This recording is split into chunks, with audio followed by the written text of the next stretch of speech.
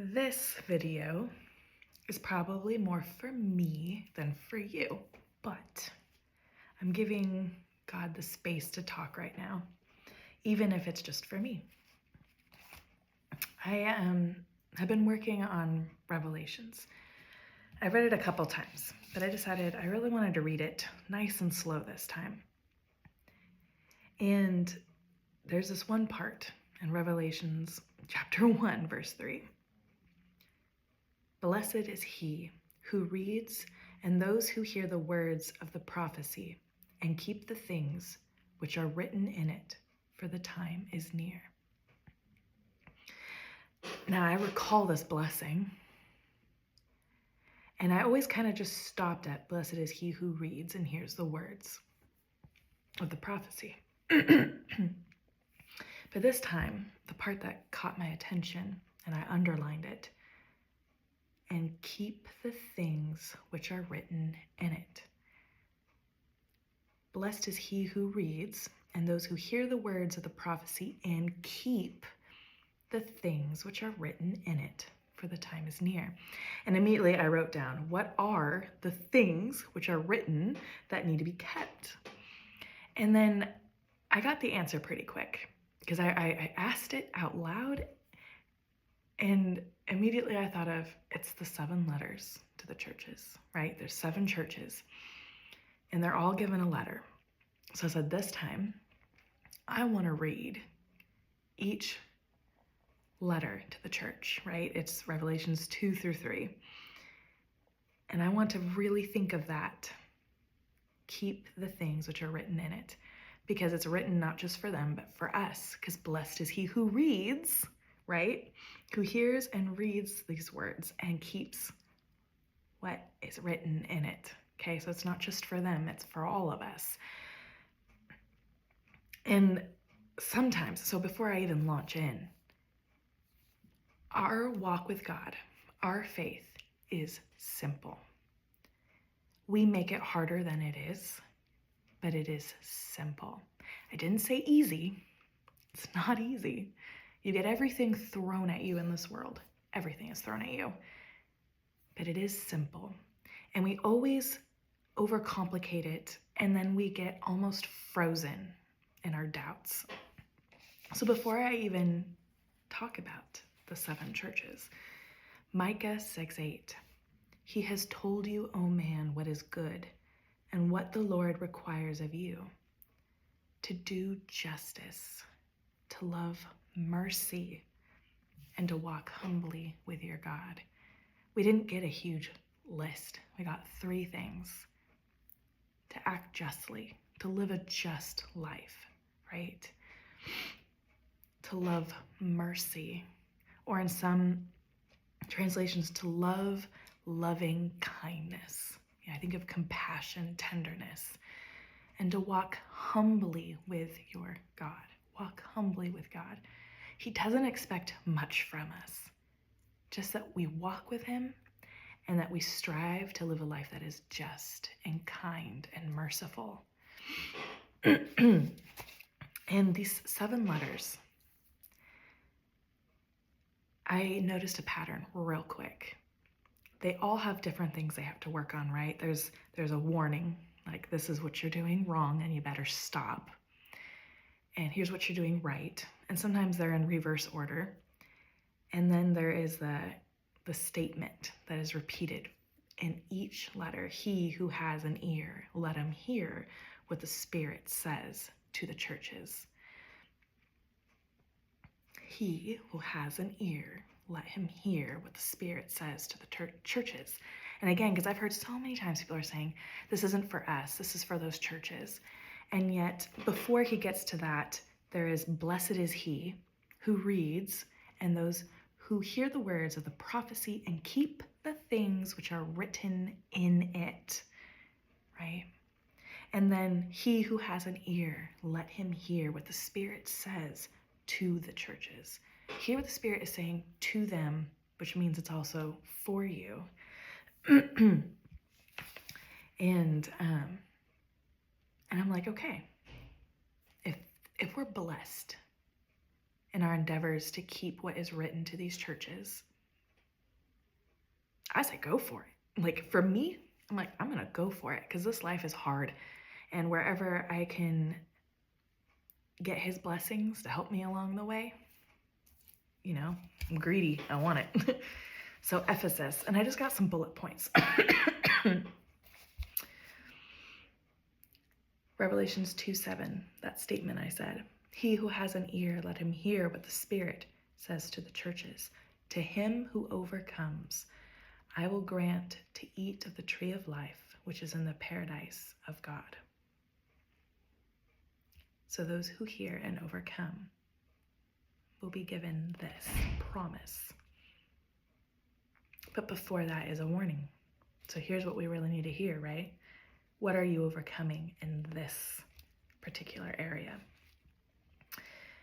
Ephesus was warned, you have left your first love in Revelations 2:4. You're doing so well, but you have left your first love. And then I thought, okay, that's important to him. Keep him as your first love. So many things are going to vie for your attention. Romances, children, things that want to be above him and almost feel easier or more natural to be above him because they're concrete and in front of you. Love the Lord your God with all your heart, soul, and mind. Matthew 22:37. Then you skip to the church of Smyrna. Again, he who has an ear, let him hear what the Spirit says to the churches. He who overcomes will never be hurt by the second death. Pretty awesome. And before this, another warning. You are about to be tested. This is Revelations 2:10. You are about to be tested. And it says later on, be faithful unto death.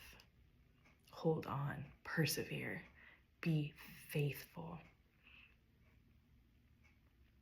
And then I like this, John 15:20. A slave is not greater than his master. If they persecuted me, they will persecute you. Pergamum. He who has an ear, let him hear what the Spirit says to the churches. To him who overcomes, to him I will give some of the hidden manna, and I will give him a white stone and a new name on the stone, which no one knows but he who receives it. Before this, a warning. Repent.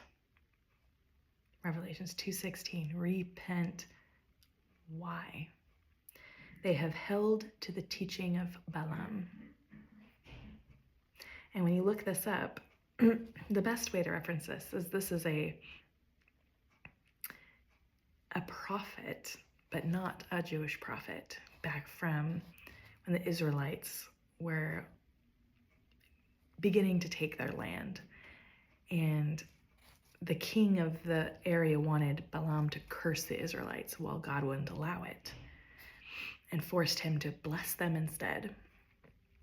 But in 2 Peter 2:15 it says, forsaking the right way, they have gone astray, having followed the way of Balaam. They loved the wages of unrighteousness. So it's just compromise, right? Because you could argue that, well, he ended up blessing them. He didn't curse them, well, because God wouldn't let him. God is bigger, and God controls the scene. No one else gets to make these decisions of curses and blessings without God's decision. He is the ultimate decider. And don't compromise in your life. If you see someone who seems decent, but isn't living true, who actually embraces unrighteousness, right? And you can see it in certain things they indulge. Then we got Thyatira. Now here it switches a little bit. Nevertheless, what you have, hold fast until I come. And he who overcomes, and he who keeps my deeds until the end, to him I will give authority over the nations, and he shall rule them with a rod of iron, as the vessels of the potter are broken to pieces. As I also have received authority from my Father, and I will give him the morning star. He who has an ear, let him hear what the Spirit says to the churches. So now it got kind of reversed. Instead of it first saying that and what your blessing was, it said the blessing first and ended with that. But before this is also a warning. But I have this against you, that you tolerate the woman Jezebel, who calls herself a prophetess and teaches and deceives my slaves, so that they commit sexual immorality and eat things sacrificed to idols. And I'm not sure if this Jezebel is the Jezebel from the Old Testament or not, but I included this. 1 Kings 21:25. Surely there was no one who sold himself to do what is evil in the sight of Yahweh, quite like Ahab, who Jezebel, his wife, incited. She pushed that man to do some horrible things. All right, the Church of Sardis. He who overcomes will thus be clothed in white garments, and I will never erase his name from the book of life, and I will confess his name before my Father and before his angels. He who has an ear, let him hear what the Spirit says to the churches. Now again, before this, a warning. Wake up. I talked about this in one of my videos. Wake up and strengthen the things that remain.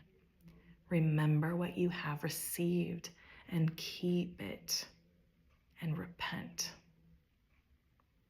Repent. Remember what you've received. Live to your fullest. Wake up. Ephesians 5:14. For this reason it says, awake, sleeper, and arise from the dead, and Christ will shine on you. All right, got two more churches. Philadelphia. I like this one. I'd love to be more like the Church of Philadelphia. He who overcomes, I will make him a pillar in the sanctuary of my God, and he will never go out from it any more. And I will write on him the name of my God. He who has an ear, let him hear what the Spirit says to the churches. This church gets no warning. This church is doing it right. This church is awake, right? It's awake. It's living to its fullest. It has remembered its first love. This church is on fire. Instead of a warning, a promise is given. Revelations 3:10. Because you have kept the word of my perseverance, I also will keep you from the hour of testing, which is about to come upon the whole world, to test those who dwell on the earth. And then I just backed this up with Psalms 37:28. For Yahweh loves justice and will not forsake his holy ones. They are kept forever, but the seed of the wicked will be cut off. And then Romans 5:9. Much more then, having now been justified by his blood, we shall be saved from the wrath of God through him. All right, and then the last church, Laodicea. He who overcomes, I will grant to him to sit down with me on my throne, as I also overcame and sat down with my Father on his throne. He who has an ear, let him hear what the Spirit says to the churches. They do get a warning. Before that, promise. Revelations 3:15, and it's through 19. It's really long, so I'm going to give you an abbreviated version. It says, I know your deeds, that you are neither cold or hot. And this kind of makes me think of how I've been at times. You know, when we get settled, and you can either see it as being not quite awake or being lukewarm, where you're just not exactly all in. I will spit you out of my mouth. Therefore, be zealous and repent. Get on it, you know. 1 Peter 3:13. And who is there to harm you if you prove zealous for what is good? And I'm just thinking, I've been mulling these over for days. And I encourage you to read through them yourself. Because again, I think of Revelations 1:3. Blessed is he who reads and those who hear the words of the prophecy and keep the things which are written in it. Now, the prophecy continues on all the way through chapter 20, right? But the things to keep that are written in it really are just in the first few chapters. Everything else is what's about to unfold. And I've always been interested in the letters to the churches, but I always kind of skipped over them. And then finally, it was like I was kind of grabbed. No. Pay attention. You want so badly to know how to walk with God, how he wants you to live. It's being spelled out. And in a beautiful pattern, you know, here's what you're doing right. Here's what you're doing wrong. Here's the blessing if you overcome. Here's what you're doing right. Here's what you're doing wrong. Here's the blessing if you overcome. And these blessings aren't to be in this life. The blessings are to come. I mean, life with him, life eternal with him. And then I just think of Micah 6:8. It's simple. Think about how many of these churches, really the warnings are the same. If God is your first love, if you're living a life of love for him and others, you're going to stay awake. You're not going to be lukewarm. You're not going to compromise. You're not going to listen to false prophets. You got your eyes on him because he's your first love. Philadelphia got it right. I want to be like Philadelphia. I want to get it right. I want to be all in. I want to be awake. I want to be on fire, not lukewarm. I want him to be my first love and not be putting anyone above him, especially myself. And I definitely want to have his discernment, to not fall for traps, to not compromise in my life. The revelation of Jesus Christ, the revealing of Jesus. Revelations is becoming one of my favorite books. And not because it's like this puzzle to figure out, because, the worship in it. Have you ever read through those chapters where all the angels and creation are worshiping him? Like finally, everyone is bowing before him. That new song, Holy Forever, it depicts it really well. Like every time I sing that song, I just see those images and revelations where we are finally, all nations, every tongue and knee, right? Confessing and bowing before him. The ultimate revealing of who Jesus is. He's so much more than just the Messiah. And if you really should just read it. You should read Revelations, not to try to figure out tribulation. You need to read it to find out more about Jesus and who you are in him. Who are you in him? That is the question that should be answered in this life before it's too late.